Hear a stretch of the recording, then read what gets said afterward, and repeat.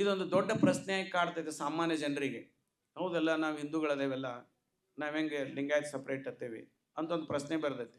ಈಗ ನಾವು ಪ್ರೆಸೆಂಟ್ ಲಿಂಗಾಯತರಂತ ನಾವೇನದೀವಿ ಅಂದ್ರೆ ಕೊಳ್ಳ ಲಿಂಗ ಹಾಕೊಂಡವ್ರು, ಕೊಳ್ಳ ಲಿಂಗ ಹಾಕೊಂಡಂತ ಲಿಂಗಾಯತರಂತ ಏನದೇವಿ, ಈ ಲಿಂಗಾಯತರು ಯಾರು ಬ್ರಾಹ್ಮಣರಲ್ಲ.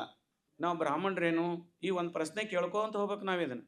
ಅಂದ್ರೆ ನಾವು ಹೆಂಗೆ ಸಪ್ರೇಟ್ ಅನ್ನೋದು ನಮ್ಗೆ ಉತ್ತರ ತಾನ ಸಿಗ್ತೈತೆ. ಅದು ಹೌದಲ್ಲ, ನಾವು ಹಿಂದೂಗಳಲ್ಲ ಅಂತ ಭಾವನೆ ಎಲ್ಲ ಬಿತ್ತಲಿಕ್ಕೆ ಹತ್ತಿದ್ದಾರೆ.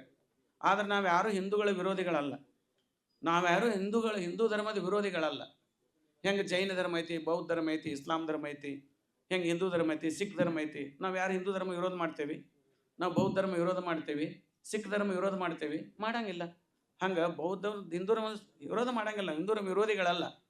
ಆದ್ರೆ ಲಿಂಗಾಯತ ಧರ್ಮವನ್ನು ಉಳಿಸಿಕೊಳ್ಳುವಲ್ಲಿ ನಾವು ಹೋರಾಟ ಮಾಡಬೇಕಾಗಿದೆ. ಅದು ನಮ್ಮದು. ಯಾಕಂದ್ರೆ ಧರ್ಮ ಉಳಿತಂದ್ರೆ ನಾವು ಉಳಿತೇವೆ, ಧರ್ಮ ಉಳಿಲಿಲ್ಲ ಅಂದ್ರೆ ಉಳಿಯಂಗಿಲ್ಲ.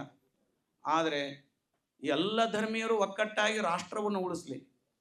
ಅದು ರಾಷ್ಟ್ರ ಅಂತ ಬಂದಾಗ ನಮ್ಮ ಜಾತಿ ನಮ್ಮ ಧರ್ಮವನ್ನು ಬಿಟ್ಟು ರಾಷ್ಟ್ರದ ಉಳಿವಿಗಾಗಿ ನಾವೆಲ್ಲ ಹೋರಾಟ ಮಾಡೋಣಂತೆ. ಧರ್ಮ ಅಂತ ಬಂದಾಗ ನಾವು ಲಿಂಗಾಯತರಾಗಿರ್ಬೇಕಾಗತಿ.